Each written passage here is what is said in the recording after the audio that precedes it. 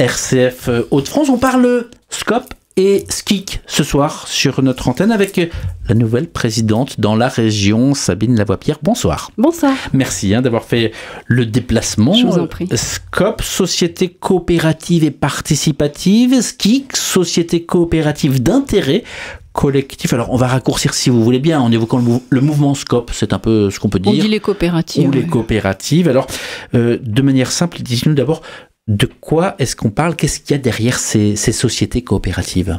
Alors, ce sont des sociétés, d'abord, donc qui dépendent du registre du commerce, comme une société classique, une SARL, une SAS, une SA, etc., à laquelle on rajoute des contraintes particulières d'organisation qui fait qu'on est des coopératives. Et les contraintes d'organisation, ce sont des contraintes liées à la transparence des informations, liées à la gouvernance qui est partagée et participative, liées à la gouvernance partagée de manière générale. Si on devait différencier SKIC et SCOP? Alors les SCOP, ce sont des sociétés dans lesquelles les salariés sont à la gouvernance. C'est-à-dire que donc, ce sont les salariés qui gèrent leur propre entreprise, peuvent être associés des partenaires, mais c'est essentiellement, en tous les cas, les salariés qui sont majoritaires. Est-ce que c'est le modèle qu'on a retrouvé quelquefois quand des entreprises en cessation de paiement ou en liquidation ont été reprises par leurs salariés? Exactement, ça, c'est une forme de coopérative. C'est un moyen d'arriver à la coopérative. La création, la reprise, la transformation d'associations aussi qui peuvent passer du statut associatif au statut coopératif. Parfois. Et les SIC? Et les SIC? Donc les SIC, Sociétés coopératives d'intérêt collectif, ce sont des sociétés où les partenaires de manière générale participent à la gouvernance, donc non seulement les salariés, comme dans les SCOP, mais aussi les bénéficiaires des services développés et une troisième catégorie à minima de partenaires. Donc ça peut aller jusqu'à plusieurs catégories. Et là, c'est votre exemple personnel qui pourra illustrer ça. On va y revenir dans quelques minutes, mais pour qu'on comprenne bien par rapport à des sociétés classiques, en quoi est-ce qu'elles sont un modèle original, unique, ces coopératives? Elles sont contraintes, en fait, par des mesures supplémentaires en matière de gouvernance, c'est ce que je disais. Donc, il y a l'obligation d'avoir les salariés, par exemple, au capital, pour les SIC, au moins 3 catégories, salariés, bénéficiaires et un autre partenaire. Elles sont contraintes également en matière de transparence auprès de l'ensemble des associés. Elles sont contraintes sur la répartition des bénéfices, c'est-à-dire qu'elles se doivent à minima d'avoir 57,5% pour les SCOP et plus s'il faut pour les SIC, l'exemple que j'ai moi personnellement, c'est-à-dire qu'on est 100% non lucratif. Donc, un minima de bénéfices sont réintégrés en réserve, ce qu'on appelle impartageables, c'est-à-dire qu'elles sont redistribuées à l'intérieur de l'entreprise pour l'entreprise. Et l'une des caractéristiques principales, c'est ce que vous venez de dire, c'est aussi l'obligation donc de partager les profits, pouvoir, risque et toute information de manière équitable en fait envers tous les différents associés. C'est une transparence. C'est ça, c'est-à-dire que la répartition des profits, c'est surtout l'obligation de mettre une grande partie de ces profits en réserve pour l'entreprise. En réinjectant. En réinjectant dans l'entreprise. Quelle est la mission de l'Union régionale que vous présidez? Alors, elle est diverse. Elle est à la fois surtout de soutenir, puisqu'on a à peu près 170, 180 coopératives sur la région des Hauts-de-France. Et il y en a 95% qui adhèrent à l'URSCOP. Donc, on a une vocation d'accompagnement, de favoriser le développement de ce réseau, donc de favoriser la création de nouvelles coopératives ou la transformation, comme on disait tout à l'heure. Et on a une autre mission qui est particulière aussi aux coopératives, c'est-à-dire qu'on assure la révision coopérative. Ça aussi, c'est une obligation. C'est-à-dire quand on est sous statut coopératif, on a le droit à avoir un certain nombre d'avantages. Ces avantages sont fiscaux, c'est-à-dire qu'on a le droit de payer moins d'impôts. En contrepartie, l'État demande évidemment à ce qu'il y ait une assurance sur la mise en place des règles coopératives. Et donc, il y a un réviseur qui est agréé par l'État et qui vient tous les 5 ans, à minima, s'assurer que la coopérative est bien une coopérative, dans les règles de l'art. Vous venez de parler d'avantages fiscaux, ils sont souvent un peu ignorés, on les connaît peu, on les connaît mal. Il y a aussi les avantages sociaux. Parce que auxquels peuvent prétendre les SCOP et les SCIC, c'est-à-dire que les avantages ne sont pas uniquement pour le modèle coopératif, mais socialement, il y a aussi des avantages ? Alors là, je vais vous dire non, c'est-à-dire qu'après, il y a des avantages pour certaines SCIC qui, quand elles sont en non-lucrativité totale, donc elles ont déclaré d'être en non-lucrativité totale, elles peuvent prétendre à certains avantages dont bénéficient déjà les associations, puisqu'elles sont non lucratives. J'ai oublié de donner quelques chiffres. Vous en avez donné quelques-uns, Sabine Lavoie-Pierre. Alors, pour réaliser un petit peu que ce n'est pas un secteur marginal, l'an dernier, en 2023, ce mouvement des SCOP et des SCIC dans les Hauts-de-France représentait 177 sociétés coopératives, un peu plus de 8250 salariés, un peu moins de 400 millions d'euros de chiffre d'affaires. Quels sont les principaux secteurs couverts, les champs d'activité ? C'est très divers. Ça a une histoire particulière autour de l'industrie, le BTP, etc. Et puis ces dernières années, comme de manière générale, on va dire pour les entreprises, les services se sont beaucoup développés. Donc je ne connais pas exactement la répartition, mais je dirais peut-être 50-50, 50% de services, 50% industrie, commerce. C'est l'intérêt de ce mouvement, en fait, c'est que c'est vraiment très diversifié. Mais alors, une société sans véritable hiérarchie, c'est aussi ce qu'on entend dans ce que vous dites. La hiérarchie est différente, on va dire. D'autres sociétés, ça a des avantages et des inconvénients. Comment est-ce qu'on fait pour trouver son équilibre ? Alors, dans le quotidien, c'est assez complexe. C'est-à-dire que, par exemple, je prends l'exemple des salariés parce qu'il est quand même assez spécifique. En fait, quand on est salarié d'une coopérative, on est salarié associé. Donc, on a la casquette de salarié, on a la casquette d'associé. Ça veut dire que quand on est associé, notamment en assemblée générale, on a une voix comme n'importe quel autre associé, quel que soit son poids dans la coopérative.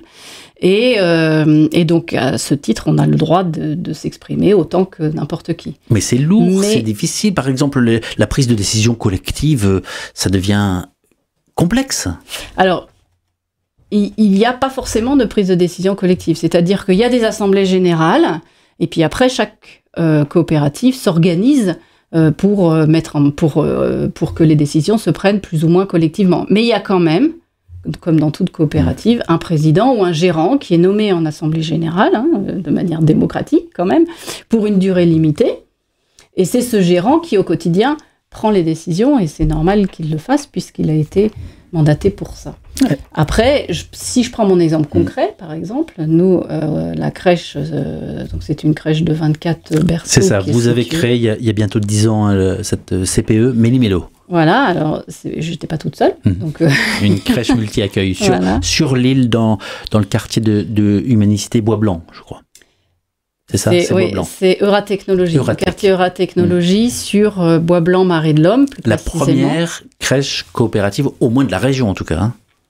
Oui, exactement. Depuis, il y en a eu d'autres. Vous avez soutenu aussi d'autres. En 2020, vous avez aidé à lancer une autre crèche sur l'île, oui, sur la porte de Valenciennes, qui a ouvert en 2021. Puis il y en a eu d'autres aussi, en dehors de... Je vais vous demander de vous rapprocher de votre micro. Voilà. Ça va là, c'est mieux. Ça va très bien, on vous entend très bien. Donc je disais par rapport, c'est une crèche de 24 places ouverte effectivement en 2015, qui est sous statut SIC, donc Société coopérative d'intérêt collectif. Donc les salariés sont associés, les parents qui le souhaitent, il n'y a pas d'obligation, et puis des partenaires. Dans les partenaires, il y a évidemment l'URSCOP, il y a le réseau Collinasep, qui est un réseau de crèches associatives sur l'ensemble de la région. Il y a la ville de Lille. Il y a le centre social du quartier. Il y a une entreprise qui réserve des places pour ses salariés. Tout ce beau monde a de la place dans la crèche. Tout ce beau monde se retrouve à minima 2 fois par an, parce qu'il y a 2 assemblées générales par an. Et dans ces assemblées générales, au cours de ces assemblées générales, on distribue des rôles et notamment ces rôles-là sont de faire partie de ce qu'on appelle le conseil de la gérance, qui se réunit, lui, tous les 2 mois environ, et qui accompagne la gérance dans ses décisions. Voilà.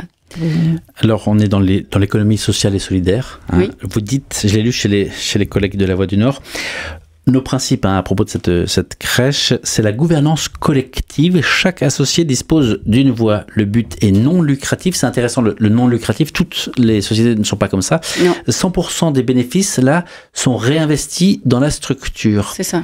Mais c'est une démocratie totale. Comment ça se passe ? Sur les bénéfices, c'est comme ce qu'on a une association, c'est-à-dire qu'effectivement, il n'y a pas on ne répartit pas de dividendes. Hein. Les associés investissent au sein de la structure à hauteur d'une part que l'on détermine au démarrage. Chez nous, par exemple, au sein de la crèche, c'est 20 € pour les parents. Pour les salariés, c'est un prélèvement sur salaire mensuel. Pour les autres, c'est un certain nombre de parts. Et donc, ils investissent. Quand ils décident de quitter la coopérative, cet investissement doit leur être restitué dans les 5 ans qui suivent leur départ. Pourquoi est-ce que ce type de modèle peut y croire au départ et finalement, il est pérenne et il dure ? Oui, d'ailleurs, il est plus pérenne que les sociétés classiques. Hein. Les chiffres montrent qu'il y a à 5 ans, la vie des coopératives est plus importante que les sociétés classiques. Pourquoi ? Vous me posez comme question. Je pense que là, c'est le rôle de l'URSSCOP, c'est-à-dire qu'en fait, quand on est en coopérative, on est accompagné fortement du démarrage, avant même la création, jusqu'à la fin de vie, le plus tard possible, par des spécialistes qui nous accompagnent, que ce soit sur le point de vue fiscal, juridique, technique, financier, etc. Et ce qui est d'une autre importance aussi, c'est que le mouvement URSSCOP ou coopérative, la CGSCOP au niveau national, a la possibilité d'intervenir en soutien financier fort, c'est-à-dire qu'elle a, de fait de ses cotisations, accumulé un certain nombre d'argent qu'elle redistribue aux coopératives et notamment aux coopératives en difficulté. Alors à propos de l'URSSCOP, c'est l'union régionale que vous évoquiez à l'instant. Ça fait 3 ans que vous êtes entré d'abord au conseil d'administration, en charge d'abord de la commission. Alors vous êtes présidente aujourd'hui, mais vous avez été en charge de la commission éthique. Oui. C'est intéressant, mais éthique, qu'est-ce que ça recouvre à l'URSSCOP ? Quel genre de décisions, d'orientations sur lesquelles vous vous prononcez ? C'est-à-dire que ça émane d'une volonté de l'équipe, notamment une demande de la part de l'équipe au conseil d'administration suite à quelques difficultés relationnelles avec des coopératives. Ils se sentaient un peu en difficulté et en faiblesse par rapport à leur légitimité. Et ils souhaitaient qu'il y ait une commission avec des membres du conseil d'administration qui puissent intervenir en tant que tierce personne dans ces éventuels conflits qu'il pouvait y avoir. Conflit, c'est un grand mot. Relation, tension. Sabine Lavoie-Pierre, je rappelle que vous êtes la nouvelle présidente dans la région de l'URSSCOP. Un mot tout de même, le président de la Confédération Générale, en saluant votre élection récemment, a souligné le signal fort que constitue la présence d'une femme à un tel poste. Pourquoi est-ce que les fonctions dirigeantes, même dans ce type de milieu, ont encore du mal avec la mixité ? C'est une grande question. Je n'ai pas forcément la réponse. Je pense que là, il n'y a pas de différence entre les coopératives et la société de manière générale. C'est toujours plus compliqué pour les femmes de prendre des responsabilités et de s'accorder le droit d'en prendre. Il existe aussi, alors c'est étonnant, des start-up qui se développent sous le modèle coopératif. Je ne sais pas si vous en avez croisé quelques-unes, alors que le statut juridique dans la French Tech, c'est plutôt la SAS, la société par action simplifiée. Mais il y a des entrepreneurs qui optent pour ce modèle plutôt atypique. Par exemple, le fondateur de Yellow, une start-up qui développe un isolant à base de paille hachée dans le bâtiment, il en parle ainsi: quand on est petit, le moyen d'avoir de la force grâce à ce statut coopératif, c'est de réunir les bonnes personnes complémentaires à tous les niveaux de la chaîne de valeur. Ça paraît étonnant que ça parle aussi au monde des startups, non ? Je pense que c'est la manière d'entreprendre, en fait. Quand on a une certaine forme une vision de l'entrepreneuriat qui est partagée, c'est-à-dire qu'on a la volonté de ne pas créer seul, quel que soit le domaine dans lequel on intervient, on pense aux coopératives. malheureusement, je pense que c'est pas assez connu et qu'on aimerait que ça soit davantage, au moins étudié par les entrepreneurs quand ils créent. Mais ceux qui pensent qu'effectivement on est toujours plus fort ensemble plutôt que seul ont tout intérêt à s'orienter vers ce type de statut. Est-ce qu'un entrepreneur classique qui se lance a intérêt ou non à se rapprocher de SIP et Scope? J'ai envie de vous dire oui, au moins pour connaître le type de statut, les contraintes qui sont les contraintes et les avantages. Ensuite, après, chacun est libre de faire ce qu'il veut. Et effectivement, il y a quand même... faut avoir envie de partager. Donc, la gouvernance partagée, ça prend du temps. Ça nécessite de réfléchir sur les modalités, de donner la parole à tout le monde, trouver la place de chacun, etc. Donc, c'est pas simple. Ça prend du temps.